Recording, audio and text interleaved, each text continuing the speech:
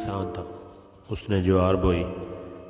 جب فصل پک گئی، ایک شیر آیا اور کھیت میں گھس گیا۔ کسان ایک چھپر پر بیٹھا ہوا تھا۔ شیر نے اسے کہا، نیچے اترو، میں تمہیں کھا جاؤں گا۔ کسان نے کہا کہ ابھی تو میں دبلا پتلا ہوں، میں ذرا کھا پی کر موٹا ہو جاؤں تو مجھے کھا لینا۔ شیر روزانہ آتا اور کہتا، میں تمہیں کھا جاؤں گا۔ کسان اس کے خوف سے لاغر ہوتا گیا۔ اس کی بیوی نے اسے دریافت کیا کہ خوب کھا پی لیتے ہو مگر دبلے ہوتے جا رہے ہو۔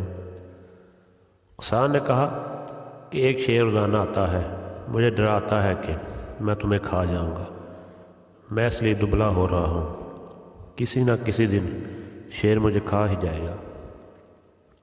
بیوی نے پوچھا، شیر کس وقت آتا ہے؟ کسان نے کہا، دوپہر کو۔ پھر اس کی بیوی نے مردانہ کپڑے پہنے، گھوڑے پر سوار ہوئے، ہتھیار بھی اٹھا لیے۔ جوار کے کھیت میں آئی، اس نے دیکھا کہ شیر اس چھپر کے نیچے کھڑا ہے۔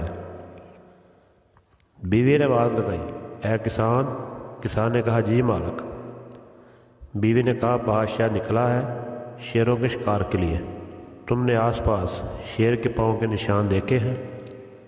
پچھلے سال کے ہیں یا اس سے بھی پہلے کے؟ کسان نے شیر سے پوچھا، اب بتاؤ کیا کروں، تمہارے معنی بتاؤں یا نہ بتاؤں؟ شیر نے کہا، ہاں یہ بادشاہ کا وزیر ہے۔ شیر نے کہا، اب مجھے زور بگاؤ یہاں سے۔ کسان نے کہا، چپ رہو، میں چادر تمہارے اوپر ڈال دیتا ہوں۔ شیر سو گیا اور کسان نے اس کے اوپر چادر ڈال دی۔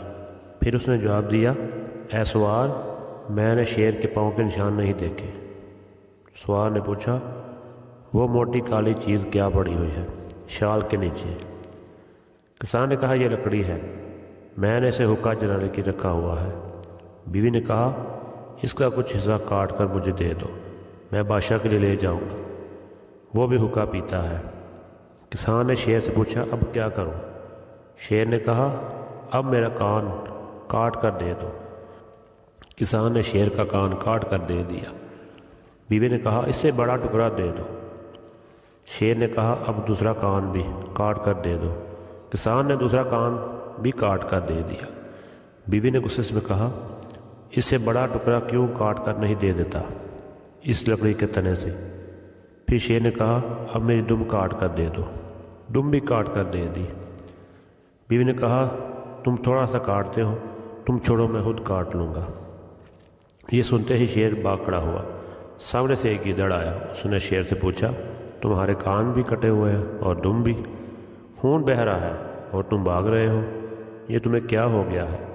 شیر نے کہا کہ بادشاہ کی فوج نے مجھ پر حملہ کر دیا ہے، میرے کان کاٹ دیے ہیں اور دم بھی کاٹ لی ہے، بس خدا نے میری جان بچائی ہے۔